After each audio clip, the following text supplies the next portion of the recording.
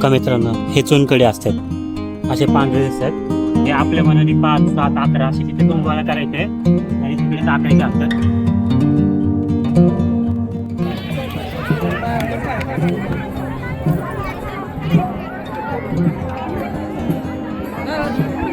आम्हाला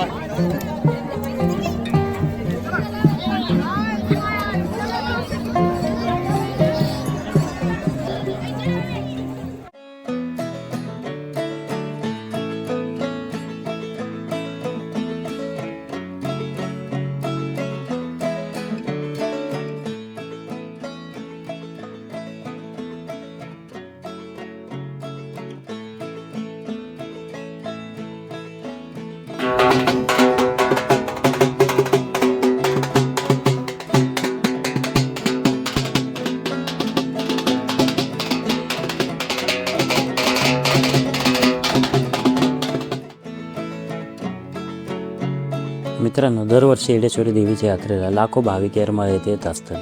त्यामुळे दर्शनासाठी खूप मोठी गर्दी पाहायला मिळते.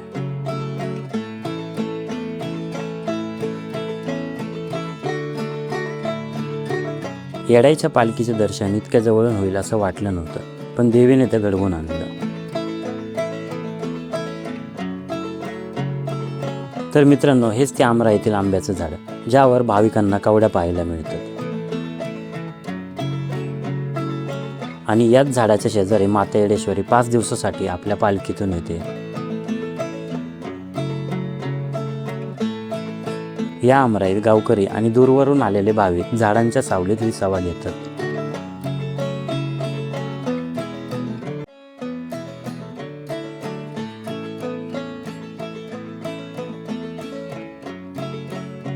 उन्हाच्या कडाक्यात थंडगार उसाचा रस घेऊन मन अगदी प्रसन्न झालं. यात्रेत आपल्याला विविध प्रकारचे असंख्य स्टॉल्स पाहायला मिळतात, जसे की फक्त 30 रुपयात ज्वेलरी, लहान मुलांसाठी विविध खेळणी, महिलांसाठी पर्स आणि बॅग्स. इथे फुटाणे, रेवड्या, मुरमुरे आणि अजून बरंच काही मिळतं. तुम्ही जितके इथे फिराल तितक्या नवीन गोष्टी पाहायला मिळतील.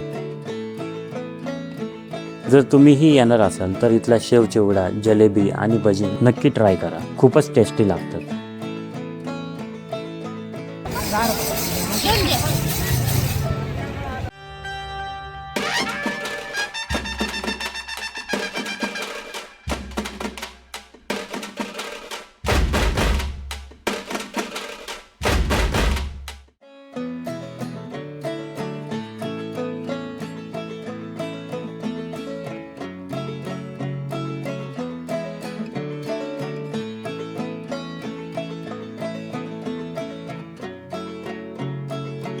यात्रेमध्ये लहान मुलांना एन्जॉय करण्यासाठी खूप खेळणी आहेत.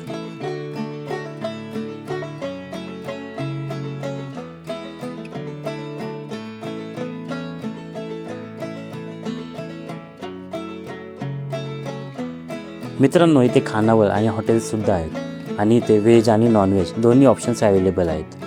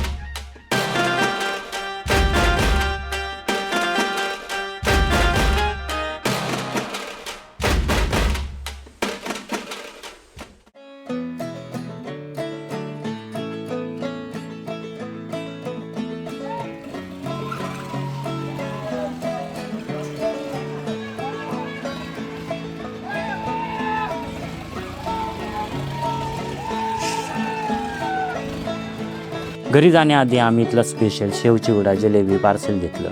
खरं सांगायचं तर हे पाहून सगळंच खावंसं वाटत होतं. तुमची इथल्या मेळाव्यात काय खास मिळतं ते मला कमेंटमध्ये नक्कीच सांगा.